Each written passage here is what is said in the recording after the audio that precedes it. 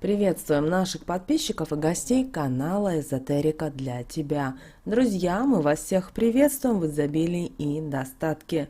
В этом видео мы уделим внимание 25 июля, поговорим, что это за такой интересный, волшебный и магический день, как с помощью воды вы можете привлечь удачу в свою жизнь, а также дадим определенные советы и рекомендации на этот день, для того, чтобы вы прожили этот день благополучно и удачно. Более подробно далее в этом видео. А прямо сейчас подпишитесь на канал Эзотерика для тебя, ставьте лайк этому видео и обязательно поделитесь этим видео с теми, кому вы считаете, что эта информация будет полезна и важна. 25 июля православные христиане чтят память святых мучеников Прокла и Илария. В народе этот праздник называют Прокл-плакальщик или Прокл-великие росы. Наши предки называли Прокла плакальщиком, потому что с 25 июля начинали выпадать большие росы. Крестьяне торопились убрать урожай до того, как он станет портиться от высокой влажности. Нужно было и спешить с заготовкой сена. Вместе с тем, роса, выпавшая 25 июля, считалась целебной, и мудрые люди советовали в этот день собирать росу, умываться и протирать ею глаза. Говорили, что от такой процедуры улучшается зрение, лицо становится красивым, а ум спокойным. Другие названия праздника – Прокл, Прокл-великие росы или Великие росы. И в этот день, как мы уже сказали, обычно выпадает большая роса. Проклов день так и назвали в народе «Великие росы». В старину роса воспринималась не просто как утренние капельки воды. Ее ночное появление представлялось как результат дружбы двух стихий – земли и воды. В легендах роса иногда являлась в виде полуптицы-полудевы, которая проникает к земле в тоске по своей прежней жизни в человеческом облике. Воспринималась роса и как слезы луга. В некоторых местностях полагали, что росу по ночам сеют звезды или русалки. Иные считали, что она не что иное, как пот или выдох земли. С приходом христианства капельки воды на траве стали называть слезами Богородицы, слезами умиления, сострадания и чистоты. Святой Прокл получил еще одно имя – плакальщик. В отголосок языческим суевериям росу как часть стихии воды отдали в распоряжение святого Ильи Пророка, который вобрал в себе черты могущественного небесного распорядителя Перуна. Наши предки верили, что росы в этот день обладают целебными свойствами. Их собирали с помощью льняных тканей, которые стелили на траве, а затем отжимали в глиняный сосуд. Считается, что роса и дождевая вода, собранные в этот день, помогут снять с глаз и избавиться от глазных болезней. Девушки умывали росой лицо, веря, что это подарит им красоту и молодость. Росой, собранной на Прокла, обтирали детей и поили рожениц, чтобы легко прошли роды. Считается, что роженице лучше самой сходить за росой в этот день.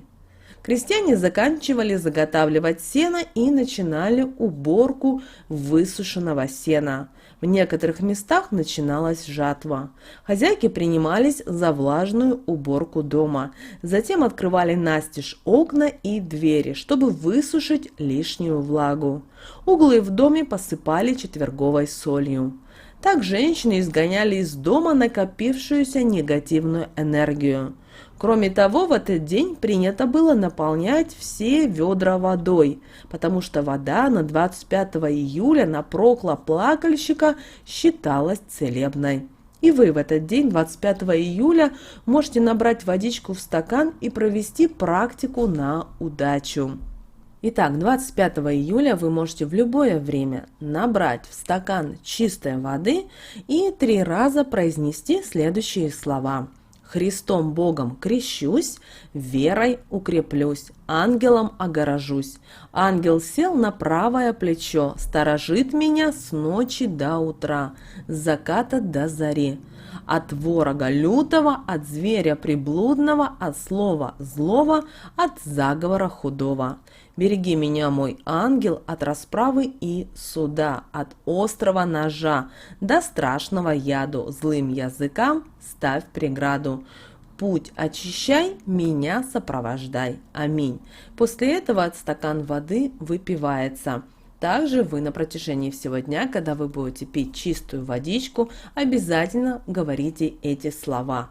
Это привлечет удачу, изобилие и финансовое благополучие в вашу жизнь. Также собирали в этот день и ранние сорта яблок, а также народ приступал к сбору озимой пшеницы. 25 июля категорически было запрещено заключать финансовые сделки. Деловые переговоры тоже сегодня под запретом. Все это не приносит результатов, встречи окажутся просто провальными. Поэтому сосредоточьтесь на уже начатых делах, и они точно увенчаются успехом. Ни в коем случае сегодня нельзя есть сахар, потому что именно сегодня это чревато обманом, денежными авантюрами и даже большой бедой.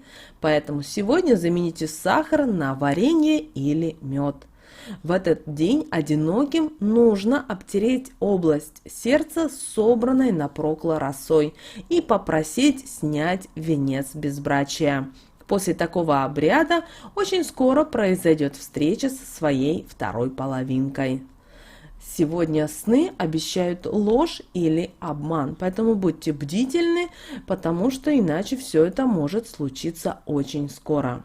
Также в этот день гадали и программировали свои сны. Поэтому, глядя на естественный спутник Земли, сегодня, 25 июля, вечером, даже если вы его не видите, что мы говорим? Мы смотрим на Луну и говорим: месяц рогатый, а сейчас зорница. Что мне должно быть, пусть приснится. И после этого уже ни с кем не разговаривайте и ложитесь спать. Это очень важно. И тогда вы действительно сможете узнать, что в снах, какие вам могут прийти очень важные подсказки.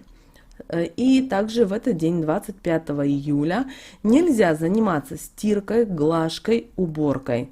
Из домашних дел можно только готовить еду. Если кого-то в этот день обидеть словом или делом, то закон бумеранга сработает, к сожалению, в тройном размере. Вставать сегодня с кровати и выходить из дома нужно только с левой ноги.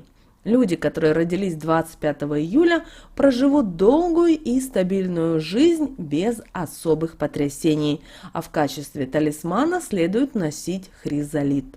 Сегодня, 25 июля, по лунному календарю убывающая луна в знаке зодиака Водолей, и сегодня 15 и 16 лунные сутки. Сегодня энергетически достаточно сильный день, поэтому в этот период нужно быть крайне осторожным, потому что энергию этого дня тяжело направлять в нужное русло. Успех приносит только мелкие рутинные дела, либо достижение давно запланированной цели. Также это неблагоприятный период для новых начинаний. Не рекомендуется сегодня планировать и вести серьезный разговор с руководством, менять место работы, но это удачный день для домашних дел. Неподходящее также время и для финансовых операций и любого общения. Не рекомендуется 25 июля отправляться на отдых и в командировку.